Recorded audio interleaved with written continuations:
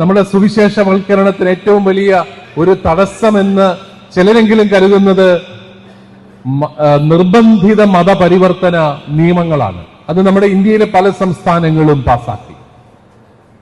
നിർബന്ധിത മതപരിവർത്തനം പോലെ ഇതുപോലെ ഒരു മണ്ടത്തരം വേറെ ഉണ്ടോ എന്ന് എനിക്കറിയില്ല. കാരണം ആരെങ്കിലും നിർബന്ധിച്ച് ദൈവത്തിൽ വിശ്വസിപ്പിക്കാൻ പറ്റൂ?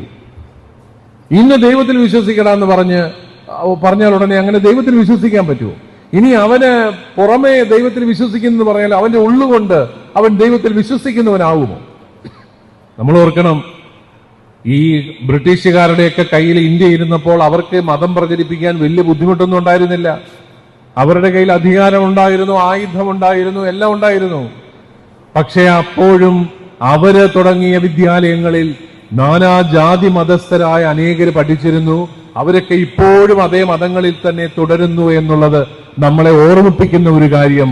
ക്രൈസ്തവ സമൂഹങ്ങൾ ഒരിക്കലും ഈ നിർബന്ധിത മതപരിവർത്തനത്തിനൊന്നും നിന്നുകൊടുത്തിട്ടില്ല എന്നുള്ളതാണ്.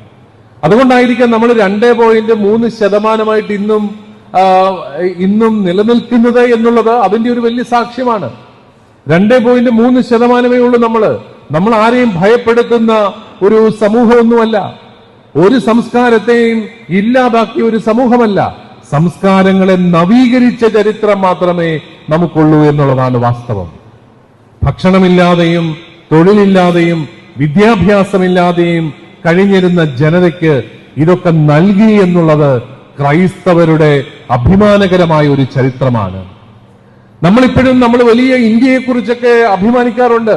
ഇന്ത്യ വളരുന്നു, ഇന്ത്യ തിളങ്ങുന്നു എന്നൊക്കെ പറയുമ്പോഴും ഇന്നും സ്കൂളുകളില്ലാത്ത ഗ്രാമങ്ങൾ ഇന്ത്യ മഹാരാജ്യത്തുണ്ട്.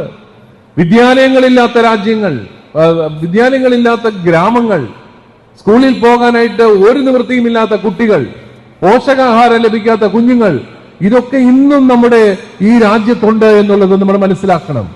ഇതിനൊക്കെ അപവാദമായിട്ട് നിൽക്കുന്നത് കേരളമാണെങ്കിൽ ആ കേരളം ഇതിനൊക്കെ അപവാദമായത് ഈ കേരളത്തിലെ ക്രൈസ്തവ സാന്നിധ്യത്തിന്റെ ഒരു വലിയ പ്രതിഫലനമാണ് എന്ന് നമ്മൾ തിരിച്ചറിയണം. അതുകൊണ്ട് തന്നെ നമുക്കൊരു അഭിമാനബോധം വേണം.